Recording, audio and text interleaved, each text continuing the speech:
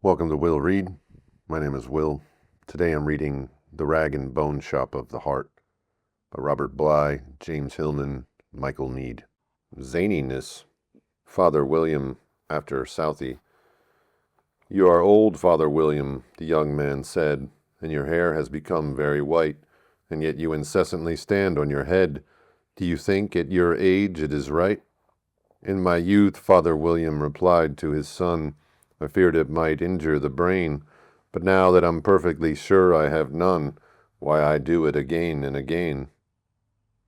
Lewis Carroll. The gift of zaniness is one of the great gifts that human beings have. Men love zaniness, love to be in zaniness, love to watch zaniness. The Sioux man rushing up to touch an enemy with a wand and then rushing away is zany. So is the Navajo trickster, Be Gotsidi, who played pranks on hunters.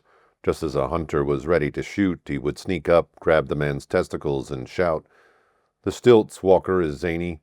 Yeats, defending zaniness, said, Processions that lack high stilts have nothing that catches the eye. When Yeats goes on about that, we realize that certain rhetorical forms, usually considered literary, are really zany.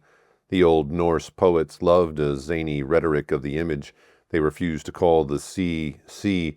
It is the whale's road. The wind is not wind, that's too boring. It is the wolf of the air. A mast is not a mast, but a thorn, etc. A sail, then, is a friend of the thorn of the water cradle that the wolf of the air bites on the whale's road. In a single 8-line poem, they pile metaphor on metaphor, so one can hardly tell what the subject matter of the poem is. The joy of their poems is the zany multiplication of images. Bob Dylan says, I like to do just like the rest.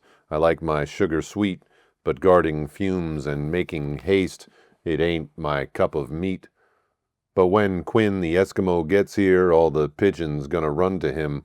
Come all without, come all within, you'll not see nothing like the mighty Quinn. Or instead of a multiplication of images, a poet can take just one image and encourage it until it goes beyond all conventional limits. Suppose you have an elaborate tattoo of an old western town on your chest, but can't remember where you got it. Or suppose you're playing football. When you take the snap from center, it's not a football, but a brown leather Oxford. Is it right to throw it downfield? It's a moral question. Lewis Jenkins takes up both of those questions. Russell Edson likes to take a social situation. A man sits down to dinner, perhaps expecting roast beef, but his wife serves him a roast ape with a little ribbon around the privates. If you are the poet writing, every detail you add will reveal more of yourself. To preserve the zaniness without collapsing into banality or meaninglessness, that is the discipline. How stale and flat the day when nothing zany happens. How badly we need jokes. The old Sunday funnies, the comic strips and cartoons, Crazy Cat, Buster Keaton, Stan Laurel, Harpo Marx under his curls and hat squeezing his bulb-horn honker, the Dadaists and the contorted yogins swallowing their tongues, eyes popping, the stand-up comedians making silly faces and imitating sounds like vacuum cleaners and espresso machines. The spirit wants to leap with the joy of young kids, both goat and human, to change direction in mid-air.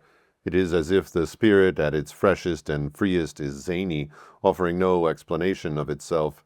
Its justification solely the delight of risk, a flip into nonsense at the same time inventing ideas, words, images, and postures, insane or zany. The zany poem in general has no message for professors, no moral for moralists to draw. It does not urge you to admire goodness or beauty. The zany poem is a testimony to the beauty of zaniness itself. R.B. J.H. M.J.M.